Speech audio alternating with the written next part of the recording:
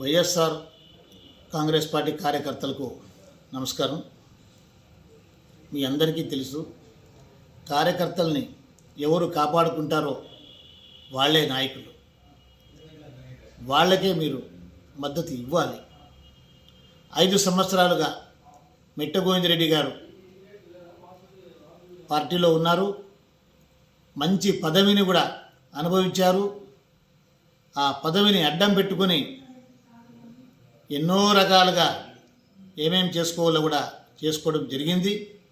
ఆ విషయాలు మీకు తర్వాత చెప్తాను. ఇక్కడ ఒక విషయం గుర్తుపెట్టుకోవాలి, మన ముఖ్యమైన కార్యకర్త గోపి చనిపోయినాడు శాంతినగర్లో. అదేవిధంగా కాశీపురం సత్యనారాయణ చనిపోయినాడు. అదేవిధంగా మల్కాపురం మంజు చనిపోయినాడు. అదేవిధంగా మన ఆదిగానపల్లి వెంకటి చనిపోయినాడు. మళ్ళీ గుడిసెలపల్లి నుంచి బస్సురాజు, ఈ విధంగా ఎంతోమంది కార్యకర్తలు చనిపోయారు. ఏ రోజు కూడా మన పార్టీ కోసం కష్టపడినటువంటి ఏ కార్యకర్త చనిపోయినా కూడా కనీసం తిరిగి చూడని వ్యక్తి మెట్టు గోవిందరెడ్డి గారు. అదేవిధంగా మన పార్టీ కార్యకర్తల తల్లిదండ్రులు ఎంతోమంది చనిపోయారు, బంధువులు ఎంతోమంది చనిపోయారు. ఏ రోజు తిరిగి చూడని వ్యక్తి మెట్టు గోవిందరెడ్డి గారు.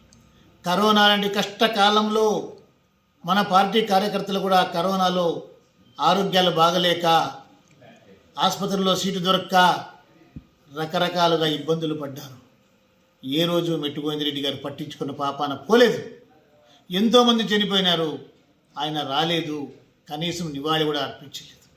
ఇలాంటి వ్యక్తుల్ని నమ్ముకొని మీరు ఈరోజు పోతారంటే రాబోయే రోజులలో మిమ్మల్ని ఎవరు చూసుకుంటారు? ఒక్కసారి ఆలోచన చేయండి. ఒక నాయకుడు మద్దతు పొందాలంటే ఆ నాయకుడికి అర్హత ఉండాలా.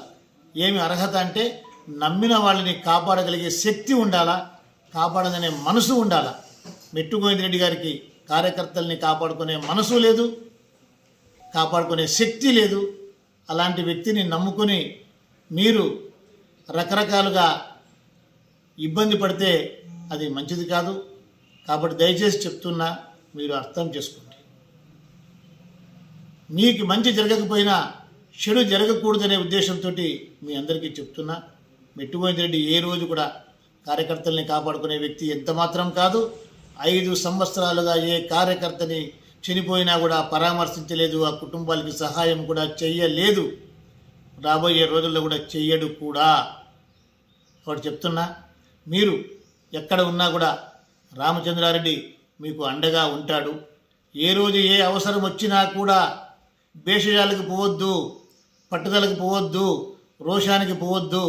రామచంద్రారెడ్డి మీ అన్న, మీ తమ్ముడు. ఎప్పుడు ఏ అవసరం ఉన్నా నాకు ఫోన్ చేయండి, నా దగ్గరికి రండి. ఏ పని అయినా కూడా ధైర్యంగా నిలబడి మీకు పని చేసి పెట్టి మిమ్మల్ని కాపాడుకునే ఒక బాధ్యత నేను తీసుకుంటున్నాను అని చెప్పి ఈరోజు మీకు మాట ఇస్తున్నాను. సరైన వాళ్ళనే నమ్మండి, చేత అయ్యే వాళ్ళనే నమ్మండి, సహాయం చేయగలిగిన వాళ్ళనే నమ్మండి.